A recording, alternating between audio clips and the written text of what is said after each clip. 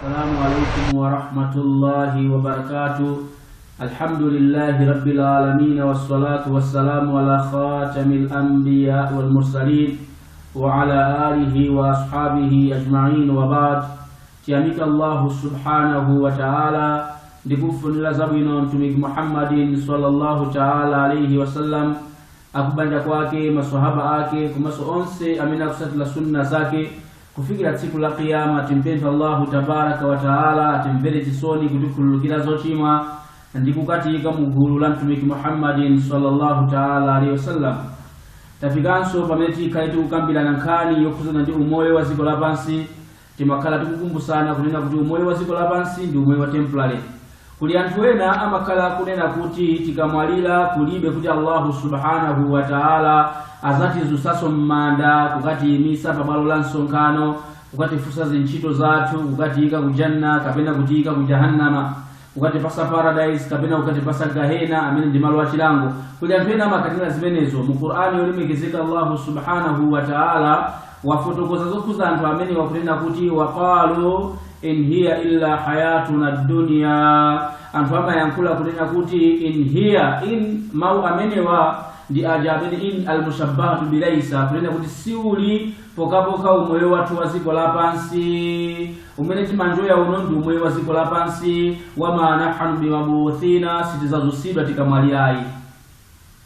Waqalu in hiya illa hayatuna dunya wama nahnu bimabuthina. Anthu akumakhala kunena kuti umoyo wa ziko lapansi utikamwalira kulibenso kuti Allah subhanahu wa ta'ala azatizusa, kulibenso kuti Allah subhanahu wa ta'ala azakhala akutizusa kuti subhana mukalipidwe janna kapena jahannama. Anthu amayankhula choncho.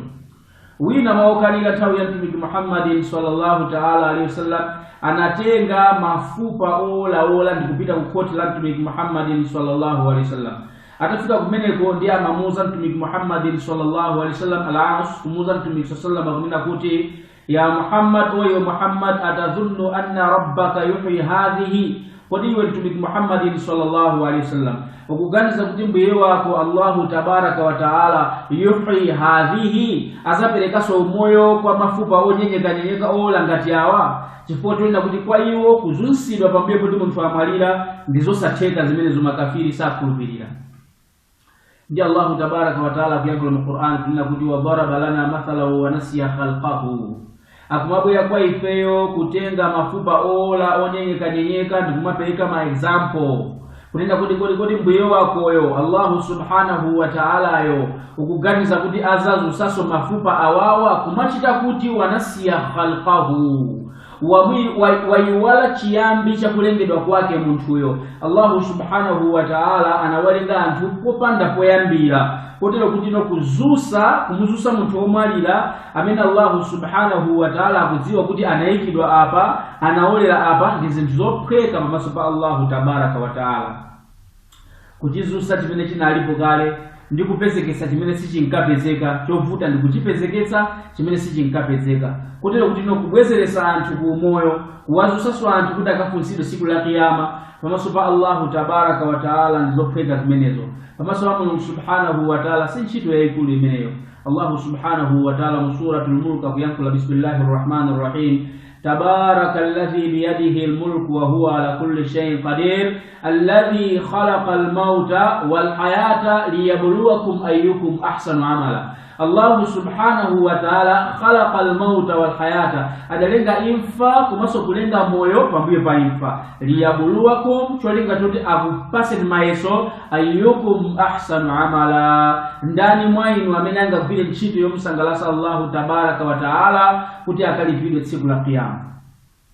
Ndiye tsiku la kiyama lilipo, ziko lapansi osalikakabira kwambiri. Wallahi mpaka na mtumiki Muhammadin sallallahu alaihi wasallam amanena kuti ad-dunya malun liman la mala lahu, ad-dunya darun liman la dara lahu, kuti ziko lapansi ndi nkhani yokhuza chuma kwa amene ndi wosauka ku akhira, kwa amene alibe kanthu pamaso pa Mulungu subhanahu wa ta'ala tsiku la kiyama.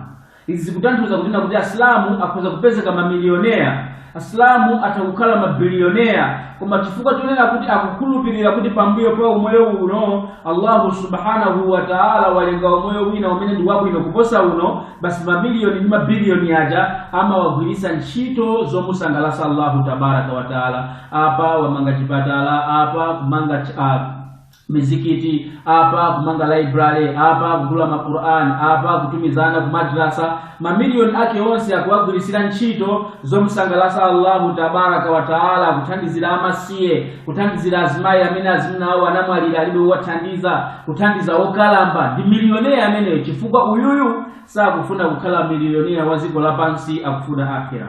Ad-dunya darun liman la dara lahu, dziko lapansi ndi manyumba, ma properties kwa amene siku la kiyama alibe property, kwa amene siku la kiyama alibe palace. Dziko lapansi lakutha. Timpembe Allah tabaraka wa taala atipase taufiki yota kumpembeza. Timpembe Allah subhanahu wa taala atikhululukire zochimwa zathu ndi kutipanga kukhala eni omukonda Allah, mtumiki wake, maswahaba komanso akunyumba kwa mtumiki Muhammadin sallallahu alaihi wasallam, ndi kukati kumanisa nawo tsiku la kiyama. Wassalamu alaikum wa rahmatullahi wa barakatuh.